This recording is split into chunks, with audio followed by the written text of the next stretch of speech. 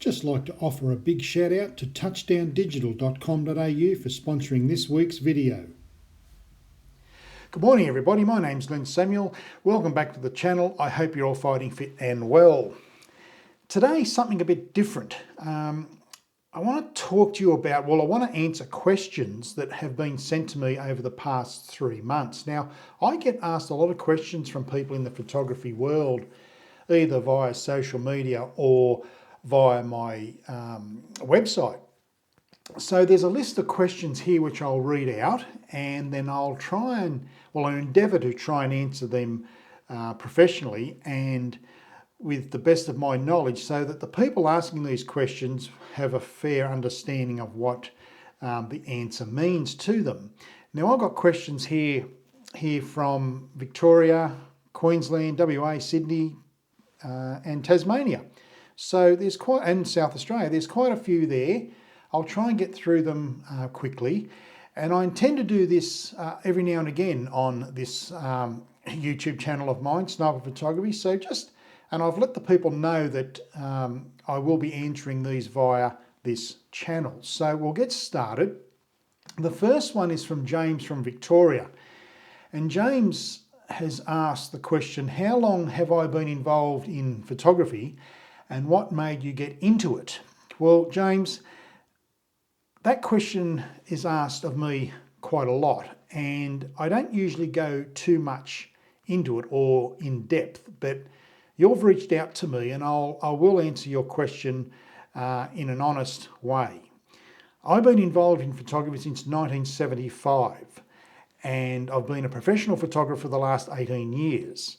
But how did I get involved in it? Well, growing up as a child, I grew up in a very volatile environment. I grew up with domestic violence, and it hurt me. It frightened the hell out of me. And in 1975, I was given a camera for Christmas, and that was my sanctuary. That was what saved me, and that was probably the driving force for me to get involved in photography. It just took away the pain that I was experiencing as a little boy growing up in a domestic violence-fueled family. And am I glad that happened to me? No, but I'm glad what photography has given me. It's been very good to me. I've worked very, very hard to get what I have, and photography has provided that for me. I personally have the understanding that I owe photography my life. And I've always said that photography is a leveller for lots and lots of people from all walks of life. So to answer your question, James, the reason why I got involved in photography, because I found sanctuary in it. And I realised that when I was looking at through the back of the camera, that all my fears and worries and stress, even as a child, were washed away by holding this little camera. So that's why I got into it. It calmed me down. It was the calming influence of actually taking a photo with this little box thing that really set me on the path of having a career in photography. So that's why I got into it. And not many people know that, but I thought, James, you reached out to me, so I thought I'd let you know. Basically, that's the reason why I got into it. Morris from Victoria. Hello, Morris. How can one improve their photography? As I'm an amateur, I feel like I am not improving. What can I do? Well, there's lots you can do, Morris. You can study photography. You can read about photography. You can watch it on YouTube. But be very careful with that, because there's so many different opinions on social media and social media platforms such as YouTube. YouTube's good, but take it with a grain of salt. There's other ways you can do it. You can join a photography club. You can participate in workshops like I offer people if they want to improve their photography. But what can you really do? Well, basically grab that camera and go out and make mistakes. Correct. As in life, we make a lot of mistakes, but we learn from them. And photography is no different. So, Maurice, go out and grab your camera with a bit of knowledge that you already have. and go out and make mistakes and then correct those mistakes. That's how you learn photography. That's how I learned. I wasn't really trained in this. I taught myself, did a few courses along the way, but got involved with very smart people and good photographers at that. You can also join photography classes. You can do TAFE courses on photography. There's lots of avenues there. But the best thing for you, Morris from Victoria, is to go out with your camera as much as you can, learn, teach yourself, make mistakes. But that's the way you will learn. Making mistakes is not bad. It's quite good when it comes to photography because you know that, well, I won't make that mistake again. So get out there with your camera and just practice and practice and practice. And eventually you'll snag it. You'll be very happy with the results that you get by just going out there and practicing with your camera. That's really the best advice I can give anybody. Claire from Queensland, go the Queenslanders. I've been taking photos for some time and I get into a rut from time to time. How can I fix this? Claire, great question. We all fall into dark places with our photography. I think, I don't want to do it today, or where can I go today, or geez, I don't know whether I should buy that new piece of equipment, or I just don't feel like it. So getting into a rut in photography, you're not Robinson Crusoe, you're not there by yourself. There's plenty of people, especially in this day and age with lockdowns and lockouts, and we can't leave the house, we can't travel more than 5 kilometres or 10 kilometres. Well, that's very hard. That'll put anybody into a rut. But how you can get out of this, how can you fix it? Look at what you've achieved so far with your photography. Go back and look at your images. Edit a few of your older images. Study photography once again, whether it's on YouTube or internet or Facebook or whatever. Grab your hold of your camera and just look at it. Feel it. Look at your camera gear. Lay it all out on a table. Give it a good clean. Or another way is to don't touch your camera for 4 or 5 weeks. Just leave it alone. Take a deep breath and think about what you really want to do with your photography and where do you want to go next. In other words, get into planning. If you're in a rut, I find that if you plan for the future, where you're going to go, what you would like to photograph, that tends to pull you out of that ditch or that rut in photography. So you're not the only one, Claire. Don't feel bad. There's plenty of people, as I talk today, they're in what we call a photography rut and they don't know how to get out of it. But there's plenty of ways to get out of this. But yeah, look, just concentrate on the future. Think about all the good times you've had with your photography. And eventually you'll wake up one morning and you think, right, I'm going out with my camera, and the rut will be completely forgotten. So that's the best way to do it, Claire. Try that. And I wish you all the best from up there in Queensland. Another Queenslander, Brian from Queensland, is asking, is having the best camera out there the best way to go? As all I see on YouTube is the best camera for this or the best camera for that. Not necessarily. You don't need great expensive cameras to take great images. Good photographers take great images, not great cameras. So take it with a grain of salt. When you watch YouTube videos, people are saying that this is the best camera for landscape photography, this is the best camera for sports photography. They're either being paid to say that or it's just their personal view, which is fine. Everyone's got a personal view. I like using Canon cameras and that's my personal view. But is the Canon camera better than a Sony or a Fuji? No, I don't think it is. I wouldn't say one's better than the other. So I suggest to you, Brian, whatever camera you have, enjoy it. Go out and take and make and create great images with your camera. You don't need the best camera out there. Don't be fooled by the marketing of companies either. These camera companies aren't silly. They're like the Apple and Samsungs of this world. They've got to keep on releasing new models to keep sales floating through. That's how a business grows, survives. So don't worry about if you haven't got the best camera on the market. You know, I see people that are using 10 and 12-year-old digital SLRs and their images are outstanding. Not because of the camera, but because they know how to take a good photograph and they know what photography is about. So don't worry about that, Brian. You don't need the best camera to be a really good photographer. You just don't. So I hope that helps you out, Brian, up there from sunny Queensland. We come down the page. Marcus from WA. Been involved with photography for some time and was wondering, is the website beneficial in 2021?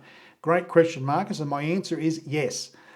Simply, if you want to show your best and you want to be in control of your work and you want to put a stamp on who you are when it comes to photography, a website, whether you're an amateur or a professional, is, I believe, a must in 2021, just like it was 10 years ago and just like it'll be in 10 years and 20 and 30 years' time. Because one good thing about a website, if you're selling from your website, it's like a shop that's open 24 hours a day, 7 days a week. It never closes. Just as an example, probably I'd say once, twice a week, I get up, check my messages through the website, and there's people ordering prints. Now I'm making sales while I'm asleep. Now I believe that's the future of business in this country, actually, because being the way things are going with our climate, especially the economy, online buying is out of control. And also having a website, it enables you to, as I said, put a stamp on you, your own unique style of photography. Plus also too, when you have your own website, it goes viral. It just goes everywhere. Where social media images are there 1 minute and gone the next. And you really can't put a stamp on who you are as to what your photography is all about. I mean, what does Marcus shoot? Is he sport, portrait, animals, cakes, landscape, seascape? We don't know. But Marcus, if you have a website, you can stipulate who you are and what your photography is about. And as I said, you don't have to be a professional to have a website. You don't have to do it. But you can have a professional website that makes you look pretty good. And I believe a website is very beneficial in 2021. And there's various ways to get a website. You can build it yourself, or you can have someone do it for you and then manage it for you, like I do, because I just don't have the time. But yes, I believe a website in 2021 is very beneficial. Agree with that? That's fine. But for me, my website works, and I know other people that have websites and it also works for them. Well, here's a good one. Marie from Sydney, a Sydney sider. Is it important that I edit every photo I take? I only post on Instagram and Facebook. No. I find it amazing that people that spend thousands of dollars on their equipment and they spend hours editing their images for those images only to end up on social media such as Facebook or Instagram. I don't understand that. I just don't understand it. If they like that, that's fine. I get that. But it seems like a waste of money, a waste of time. If you're only going to post to social media, you might as well use your phone. Instagram was designed for phones, and 9 times out of 10, that's the format that people are looking at your images.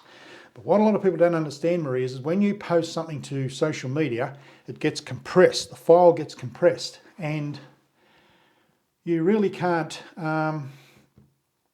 grow, really, I don't think. So I think posting to Instagram and Facebook, you don't need to edit those photos. Just post what you have. You can do an edit with Instagram, but if you're just happy to do that, I'm happy for you. But yeah, Instagram and Facebook, really, you don't have to edit those photos to put up there. If you feel like you have to, that's fine. But my personal opinion, and from what people have told me and from what I know, you don't need to edit every image you take if you're only going to post them on Instagram and Facebook. Don't need to do that, Marie. Paul from Sydney. Should I print my images, as I feel that just by having them on a computer doesn't do them justice? Another excellent question from Paul from Sydney. I believe printing your images is so important. I think that's the way you grow as a photographer, because when you start printing your images, a couple of things happen. And the first thing that happens is you learn to become a better photographer. Because every time you go out with your camera, you say to yourself, well, I'm going to print this image of this beautiful landscape. So I'm going to make sure that I do everything right. I'm going to make sure that the exposure's right, the composition's right, there's nothing intruding into the frame, the lighting's right, everything's superb. And that way, subconsciously, you're training yourself to be a better photographer. So printing your images, I believe, is so important with our photography. Having your images stored on a computer or in the cloud, who else is going to see them? Really, I don't get it. I understand that people don't want to go down the printing road, and that's fine.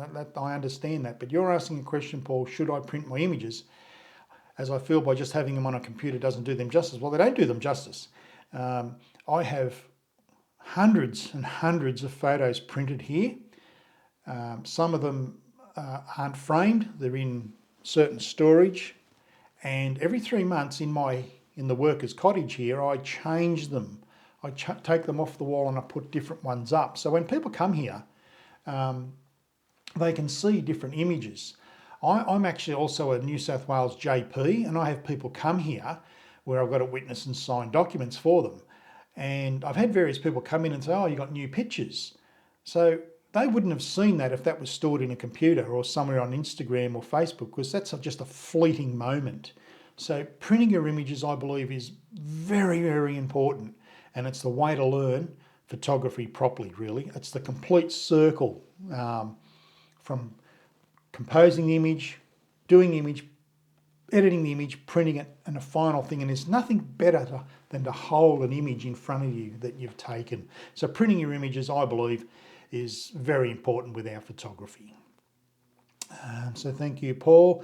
Another Queenslander, Jeanette, this time a lady from Brisbane. I would like to sell my photos. What's the best way to go about it? Well, plenty of ways. You can do it through a website or you can do it on social media. But one of the better ways of doing it, and I did this quite some time ago, every capital city or every state of this country, they have what we call weekend markets, like once every 3 weeks, like every third Sunday of the month. I got involved with the Rotary Club and the Lions Club, and every third Sunday of the month where I currently live they had these markets, and I approached them, and I think at the time it was $30 to hire a marquee. You've all been to these weekend markets, and I arranged a few stands to have some prints on display. The first couple of months I sold a couple, wasn't really profitable, but I enjoyed meeting the people. But over time, I had people come up to me buying images, wanting to buy, can I buy that? And I had a price on that, framed, unframed, different sizes. And I did that for 3 years, and I made quite good money from that, just by displaying my images on a stand underneath a marquee at a weekend market. I couldn't believe how successful that was, and I still today talk to those people, and those people have come back and repurchased from me via the website. So that's a good thing to try if you can do that. It costs you very little money to get started, and the money that you're paying the organisers going to a good cause. Could be child cancer, it could be anything, So Jeanette, that's a very good way of trying to sell your image. It's probably the best way because you're meeting the buyers and you can talk to people about how you captured the image, where it is, and then make a sale. So, but there's other ways of selling your images like social media or your website if you've got one, but going out and displaying your images at, say, a weekend market somewhere, and you've all seen these people do this, they're doing it for a reason. They're making money. So try that. Get in contact with your local council or anybody like a club of some description and ask them, could you have a stand there just to show your images and possibly sell them if you're allowed to do so. So I hope that answers your question, Jeanette from Brisbane. Oh, we've got a Tasmanian here, Gabriel from Tassie. Beautiful state, Tasmania, Gabriel. You're very lucky to live there. Very similar to where I live, actually, in the mountains. Now, Gabriel's reached out and said, how to deal with negative critics pertaining to the photos I take? Great question. We all face critics from all forms of our life, and I've had them. We all have them. Gabriel, the best way to deal with a critic, a bad critic, is to ignore them. At the end of the day, the people, there's only one person actually who you have to please with your images, and that's you. So Gabriel, when you show your images, you're obviously showing them on social media, and you're getting, critical, not very good comments, put it that way. Constructive criticism is good, that's how we learn. But when you get people that just criticise, they're probably criticising you because they can't do what you do. But my answer to you, Gabriel, is just ignore them. If they're offering good critical advice, say thank you, be polite to them. But the ones that sort of like just come on and just hammer you because your image is slightly off centre or the exposure isn't quite right, don't worry about them, Gabriel. Just ignore those people. And as I said, the only person that has to be happy with your images is you. Simple as that, Gabriel. So I hope that helps you there. Just ignore them, mate. Just ignore them. Last but not least, John from South Australia. I'm thinking about changing systems from digital SLR to mirrorless. Would that help me achieve better quality images? I hear that question quite a lot. If I upgrade my camera, will I become a better photographer or will I take better images? And the answer, John, is no. I don't know how long you've been involved with photography, but you're shooting with a digital SLR, so that's telling me you've probably been around for some time and you're thinking about changing to mirrorless. Well, I have to ask John, why does he want to change? But he's saying there, would that help me achieve better quality images? No, not really. There's fors and against for both systems. I've been using a digital SLR since they first come out and I'll never change. Never ever change. And people out there seem to think that the digital SLR camera is a dead prehistoric animal. Well, I have to correct you on that. It isn't.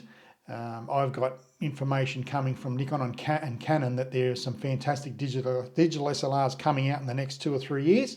So they will be here for a very long time.